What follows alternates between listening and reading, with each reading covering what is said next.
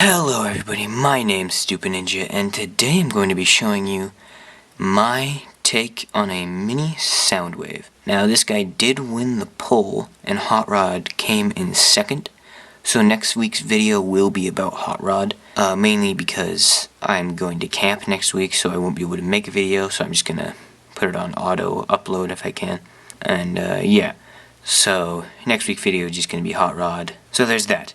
Anyway, I think this guy came out very well. Some things in his robot mode and in this mode may look a bit funny. That's mainly because I wanted this to be able to open, and a cassette can fit in it, like an actual tape deck. So this actually does open, which there aren't many Soundwaves that actually have an opening door to them, which I think is cool. There's a microphone here, which is a stud shooter. I was thinking of replacing this with a gray stud, but I never got around to that. Here he is in the back. You can see his face, but I think that's fine. Yeah, so I like this guy. I think he came out very well. I was wondering why these aren't blue. It's because the original G1 toy did have gray on the sides. So, yeah. But anyway, this guy's very simple to build. He's pretty easy. He doesn't take very many pieces. And in all, I think he came out very well. Set him to the side. Let's get into the size comparisons. So first of all, here's Optimus. So obviously he's not going to compare well sizes with Optimus, but you know, it's okay. Here is Megatron. So this is actually sort of accurate, which is kind of funny. Here is Barricade. So obviously that doesn't work. Anyway, with that set aside, let's get into the transformation. First thing I want to do is open up this door, pull out Laserbeak. He looks kind of funny in his perching condor mode. But yeah, so just set Laserbeak aside for now. You can close the door, then you'll pull the legs out to the side and just pull those down. And then you will zoom out on your camera. This is what I was talking about in robot mode. His chest is pretty much all yellow unless you have him turned to the side. Anyway, now you want to bring his arms forward and flip his head up. So there is Soundwave in his robot mode, and I think it looks actually pretty fine. It's more of an acquired taste. The more you look at it, the more it looks really cool. But I like it. I think it looks really nice. He doesn't have much articulation other than, you know, actual moving arms most directions, and he can bend his elbows the right direction as well, which is rare for mine, because I want to keep these things simple so pretty much anyone can make them.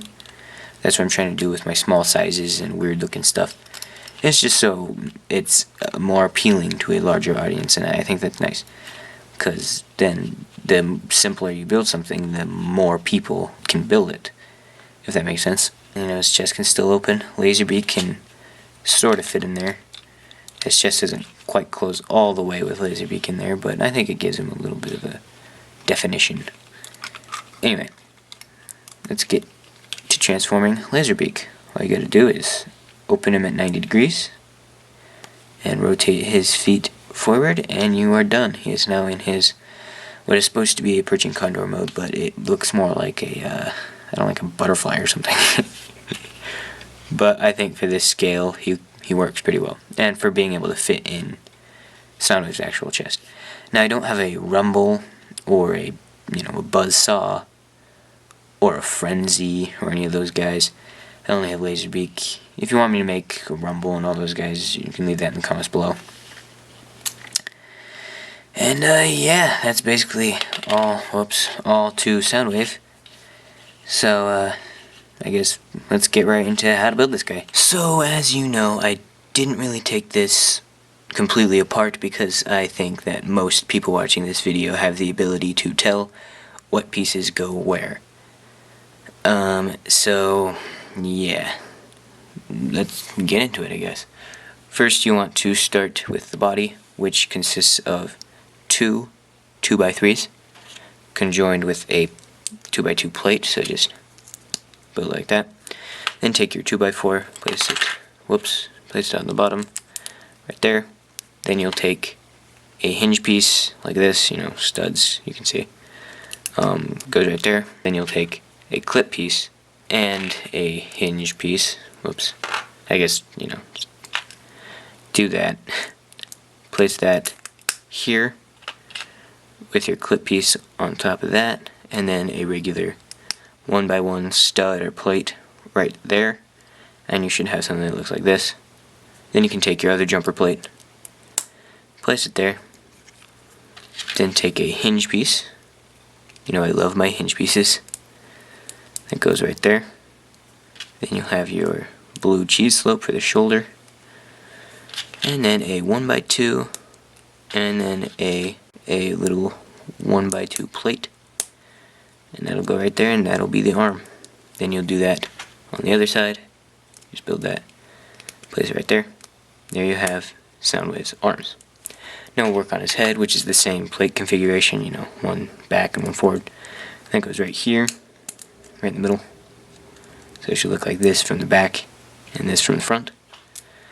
And then you'll take a jumper plate in blue or gray, and then build your head, which consists of a stud, a white or gray plate, a red or yellow transparent 1x1 plate or stud, and then a little clip piece on the top.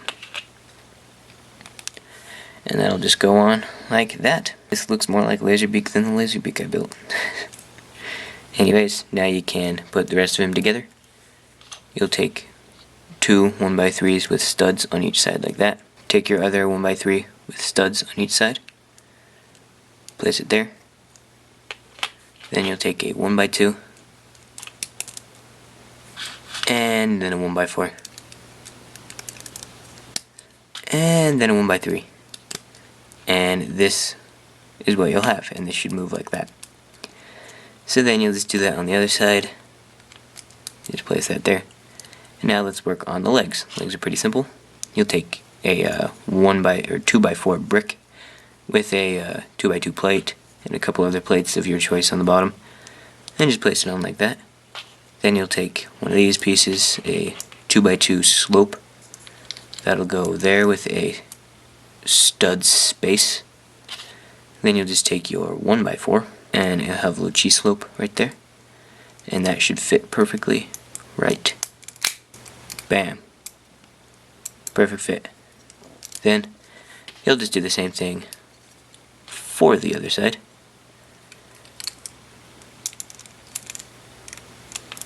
This is hard to do. It likes to fall apart. Not after you built it though, this is pretty sturdy legs. But anyway, there you have most of his body. Now you can set that aside. Take a 1x4, place two cheese slopes on this direction. Then take a 1x2, place that on the bottom, and you'll have something that looks like this. Then you'll take your hinge piece, let it go right here, and then your 1x4 in yellow, go right there. Stack two yellow 1x1s on top of each other. This is what you should have. And then you want one of these pieces that go in, that are indented and that are as tall as two bricks, if you can see that. So yeah, just get yourself one of those. Doesn't have to be this color, it could be any color. Preferably transparent or black or white. This piece goes right on top like that, and then this simply plugs in right here. Make sure everything is nice and tight. And there you have G1 Lego Mini Soundwave, who is very G1. And to make his gun, you just simply need a small stud shooter with a little plate in the back, but that's optional, so yeah. It just goes right there. Looks pretty nice. Then for Laserbeak, it's pretty obvious. He's a hinge with two jumper plates and some clip pieces on the bottom. And you can just perch him upon his shoulder like that. And there is Soundwave completed. Now I did forget to do robot mode comparisons, so I thought I'd just do them right now. So here is Soundwave with Optimus Prime. I think this is a pretty good size, you know, comparatively. And here is Soundwave with Megatron. So, you know, Megatron's pretty big compared to him, which is accurate. And of course, here's Soundwave compared to his fellow Decepticon, Barricade.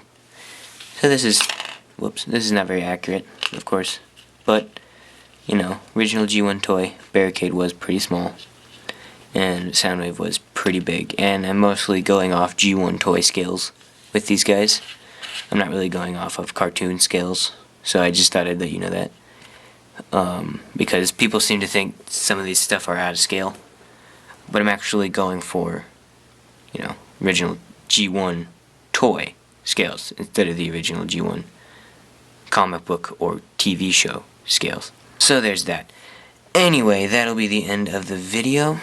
I hope you guys enjoyed. If you did, make sure to leave a like, comment what you want me to build next, and subscribe. I will see you guys in the next video.